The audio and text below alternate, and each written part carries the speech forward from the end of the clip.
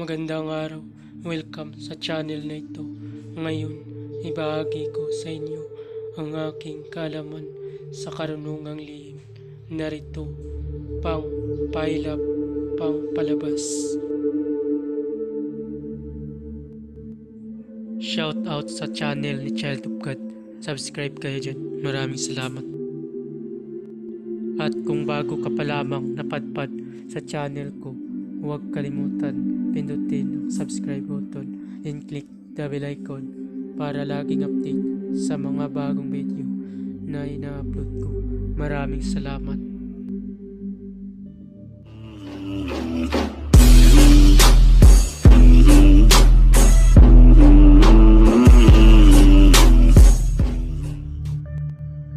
Pamilin, mahalin at pagkaingatan ang bawat ipinabahagi ko sa YouTube channel na ito.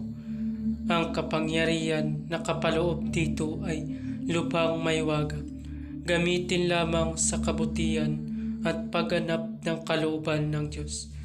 Maginhuwaran at laging isapuso't isip ang 7 layunin ng Diyos. Una, isabuhay ang 4 na gintong simulain, makadiyos, makabayan at makatao, makakalikasan.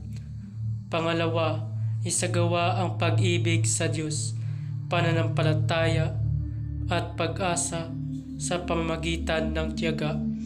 Pangatlo, isakatuparan ang kabutihan, katuwiran, kalinisan, katotohanan, kadilisayan, kaliwanagan at kababaan ng kalooban. Pang-apat, ipalaganap ang pagkakaisa, pagmamahalan, pagtulong sa kapwa, pagmimisyon, paglilinis ng sarili at pagbabago na paunlad. Pang-5, magkaroon ng pagagalangan, pag-unawaan at pagmamahalan sa isa't isa bilang mga kapatid at kapwa-tao. Pang-6, maging dakila sa isip, sa salita at gawa para sa Diyos, sa bayan at tao. Pang-7, ipagpatibay ang kautusan ng Diyos, tumulong sa pagpapaunlad ng katauhan ng bawat kasapi ng samahan, at tumupad sa hatikain ng Diyos sa tao. Sa pamamagitan ng pagsunod sa mga layuning ito, ang isang naghanap sa Diyos ay makakasumpong sa Kanya at hindi pagkakaitan ng Kanyang liwanag. Pamamaraan, ang paggamit ng orasyon ay kailangan mataas ang iyong kaalaman pagdating sa spiritual, dahil isang mataas na uri ang orasyon nito, kaya kailangan i-active mo muna ng 49 days kung ikaw ay baguhan pa lamang. Idugtong sa iyong debosyon. Ang pag-active ng orasyon ay isa din sa pagpapabisa ng orasyon. Lalo lumalakas ang orasyon kung na-debosyonan ng 49 days at madali pagganahin kahit mataas pa dahil na-active mo na ito. Para saan nga ba kapag i-active mo ang orasyon? Para po ito sa iyong sarili, dahil kapag na-active mo na ng 49 days na walang patlang sa loob ng 49 days at kabisado mo ang orasyon, kapag nagkasakit ka, kaya mo gamutin ang iyong sarili. Pero kung natapos mo ang 49 days na walang patlang at hindi mo pa kabisado ang orasyon at ginamit mo kapag nagkasakit ka, hindi mo kaya gamutin ang iyong sarili. Kaya bago gamitin ay kailangan kabisaduhin muna ang orasyon. Ang paggamit ng orasyon ay kailangan mo muna ng pondo para pagkunan ng kapangyarihan o poder na magpapagana ng orasyon. Ang sinasabi kong pondo ay tulad ng Ama namin, Aba Ginoong Maria at luwalhati, sumasampalataya, depende sa iyong gagamitin na pondo. Meron din naman orasyon na iyong imantra para lumalakas. Para madali ito, pagganahin kung ang iyong gamitin na pundo ay Ama namin, Aba Ginong Maria, luwalhati.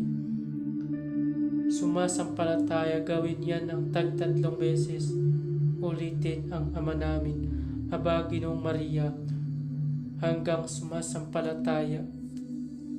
Pwede din, mayroon din naman na pundo na mga orasyon para pagganahin ito ang orasyon na iyong gagamitin. Pamamaraan, magtirik ng 3 kandilang puti at magdasal ng 3 Ama namin, 3 Aba Ginong Maria, 3 luwalhati at 3 sumasampalataya. Pagkatapos magdasal ay isunod ang orasyon. Pagkatapos usalin ang orasyon ng 9 beses sa isip ay iihip sa bunbunan ng pasyente o sa tubig na ipainom. Maraming salamat. Narito ang orasyon. Resurge, Superator, Rabbi, Suscitator, Cristo, Milator, Salus, Animarum, Alleluia, Alleluia, Alleluia. Resurge, Superator, Rabbi, Suscitator, Cristo, Milator, Salus, Animarum, Alleluia, Alleluia, Alleluia. Masalin yan ng 3 beses. Maraming salamat.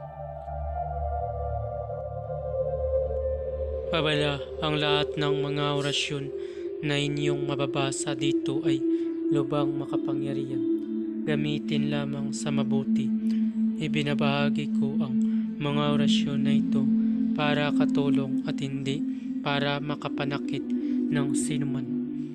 Ang sinuman na gamitin ito sa masama ay magkakamit ng walang hanggang paghihirap habang buhay hanggang kamatayan. Maraming salamat po. At kung bago ka pa lamang napadpad sa channel na ito, huwag kalimutan mag-subscribe and click the bell icon para laging update sa mga bagong video na ina-upload ko. Maraming salamat.